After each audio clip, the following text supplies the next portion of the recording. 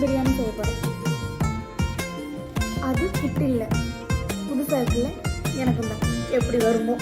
முருகனுக்கு தான் வெளிச்சம்.